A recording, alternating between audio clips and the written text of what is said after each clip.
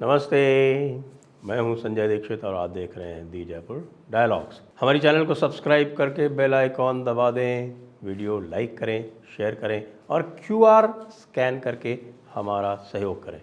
हैदराबाद का शेर T Raja Singh, tiger Raja Singh, आखिरकार बीजेपी को उनका निलंबन निरस्त करना ही पड़ा। क्यों?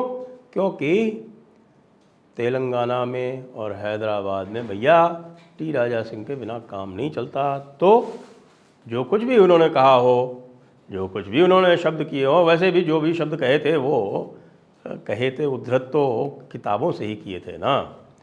पवित्र किताब से उद्धृत कुछ कहा था तो उसके ऊपर भी इतनी नाराज़गी हो गई, इतना रोष हो गया कि हमारे भारतीय जनता पार्टी वालों ने बिना कुछ कैफियत तलब किए हुए सीधे सीधे निलंबित कर दिया। अच्छी बात नहीं थी, लेकिन सही बात है कि टाइगर राजा सिंह ने जो कुछ कहा वो ऐसा मान लिया जाए कि वो सही कहा था। और टाइगर राजा सिंह अब ससम्मान बाइज़्ज़त भारतीय जनता पार्टी में वापस आ गए हैं और उन्होंने दहाड़ना तो कभी भी बंद किया नहीं था। और अब जो है वो सीधे सीधे ओवैसी को ललकार रहे हैं, कह रहे हैं रे ओवैसी, फ़िलिस्तीन वाला ओवैसी, तो फ़िलिस्तीन से इतना ही प्यार है तो चला जाना, जाके फ़िलिस्तीन में लड़, जाके क्यों नहीं लड़ता, जाके गज़ा वालों के साथ खड़ा क्यों नहीं होता जाके। तब तो डर लगता है कि पता नहीं इजराइल वाले मार डालें। लेकिन अभी नूपुर शर्मा बाकी हैं, टाइगर राजा सिंह आ गए हैं, नूपुर शर्मा बाकी है, नवीन जिंदल बाकी है।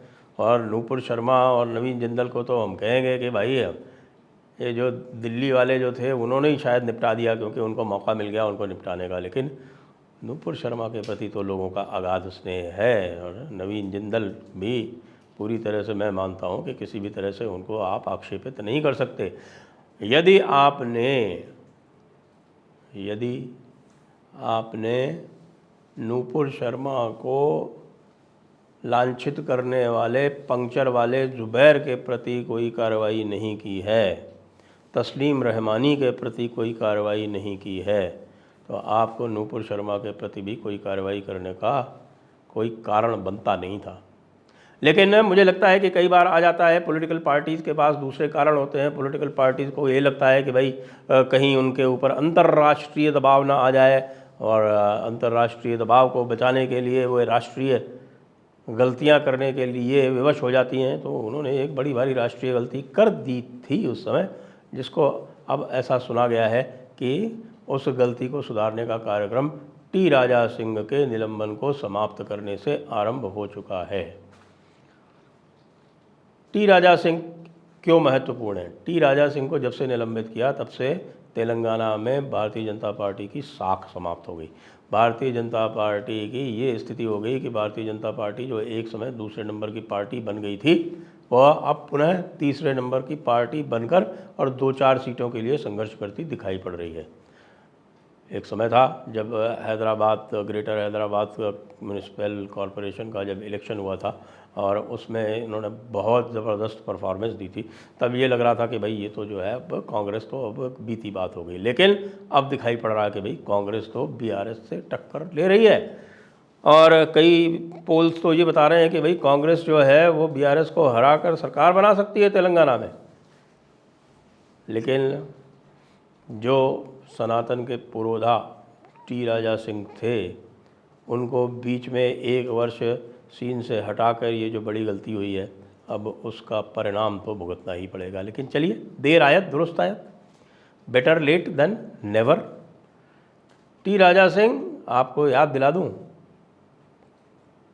कि 2018 के तेलंगाना चुनाव में बीजेपी के टिकट से जीतने वाले अकेले व्यक्ति थे, और वो भी हैदराबाद के अंदर।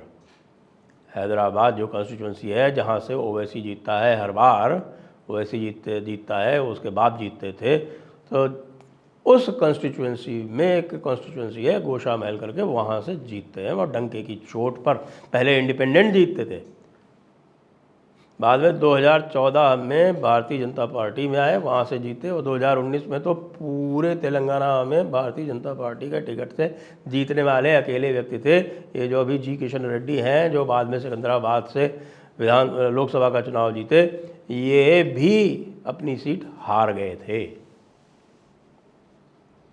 अब ऐसे व्यक्ति को आपने वापस लिया है तो निश्चित रूप से लाभ तो होगा। और टी राजा सिंह का उदाहरण लेके तेलंगाना में एक जो अत्याचार के विरोध में, एक एजेंडे के विरोध में जो स्वर उठेंगे, उन स्वरों की सहायता से ही जो हमारे सनातनी हिंदू बंधु हैं वो जागृत होंगे, और जागृत होके और आगे जो काम बढ़ना है उसको बढ़ाएंगे। क्योंकि वैसे तो यदि देखा जाए तो तेलंगाना में जो बीआरएस है वो सबका अपीसमेंट करती है। वो मुसलमानों के लिए बड़े बड़े वजीफ़े देती है, उनको हर तरह की सुविधा देती है, होम मिनिस्टर मुसलमान बना देती है, लेकिन साथ में बड़े बड़े मंदिर भी बनवाती है, बड़े बड़े अनुष्ठान भी करती है, अनेक जातियों के लिए भवन भी बनवाती है, साथ में क्रिश्चियन भवन भी बनवा देती है, हज हाउस भी बनवा देती है। तो भाई इस प्रकार की पार्टी को निकाल पाना बड़ा मुश्किल होता है। लेकिन बीच में जब बांडी संजय कुमार को बनाया था इन्होंने अध्यक्ष तेलंगाना का, तो उस समय जान आ गई थी पार्टी में। लेकिन पता नहीं कौन सी मजबूरी थी, कौन सी व्यवस्था थी, कौन सी राजनीतिक व्यवस्था थी जिसके कारण बांडी संजय कुमार को हटाया, उससे पहले टी राजा सिंह को निलंबित किया, और इन दो कारणों से पार्टी जो है वो फिर से 5-7 वर्ष पिछड़ गई।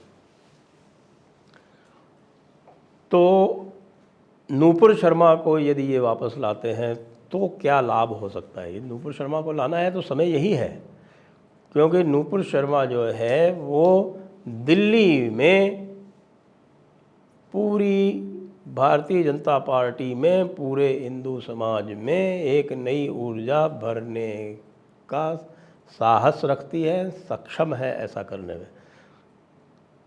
और सब जानते हैं कि उन्होंने बड़ी ही दृढ़ता से अरविंद केजरीवाल का सामना किया था, अरविंद केजरीवाल की कॉन्स्टिट्यूंसी में सामना किया था, और एक बार अरविंद केजरीवाल को भी दांतों तले पसीना आ गया था। तो नारी शक्ति की प्रतीक है। और बस जिस प्रकार से तस्लीम रहमानी को उस दिन झाड़ा था ना, वो सबको याद रहेगा, और मुझे लगता है कि उसको तो लोगों को बार बार देखना भी चाहिए। गलत बात तो कोई कही नहीं थी, सब जानते हैं, क्योंकि जो कुछ भी कहा था वो सही बुखारी में लिखा हुआ है, सही मुस्लिम में लिखा हुआ है, सुनन नसाई में लिखा हुआ है, सब में लिखा हुआ है।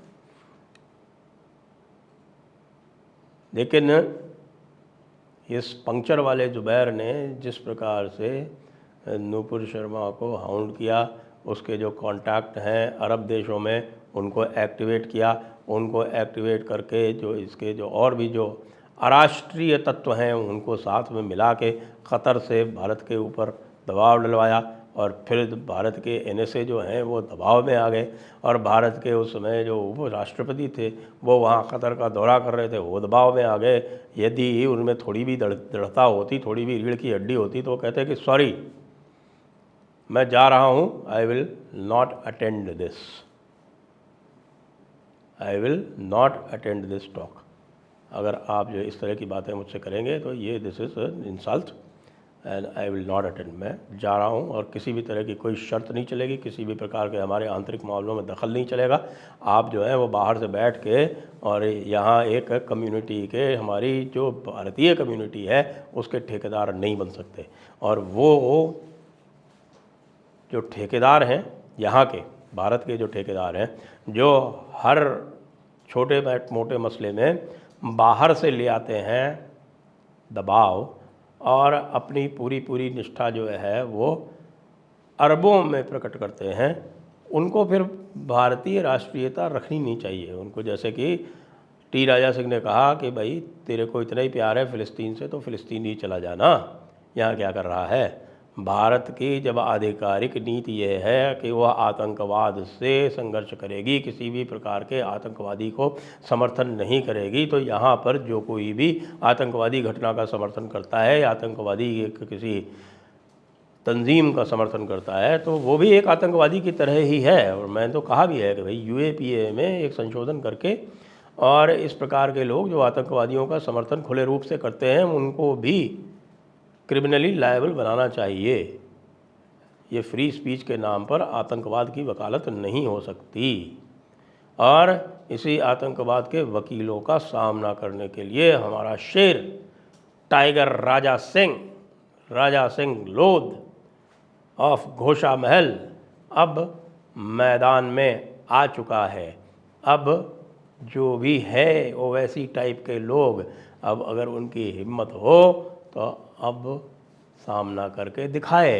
नवरात्रियों के कार्यक्रम चल रहे हैं इस समय, टी राजा सिंह के तत्वावधान में चल रहे हैं, ओल्ड हैदराबाद में चल रहे हैं। हिम्मत हो ओवैसी की तो कहीं भी अपने लोगों को भेजकर घुसाकर दिखाए। ये मामला टी राजा सिंह का है, वो टाइगर है, वो टाइगर की तरह ही व्यवहार करता है। और टाइगर किसी को भी अपने साथ छेड़खानी करने नहीं देता, सीधे गला पकड़ता है। जय हिंद, जय भारत, वंदे मातरम।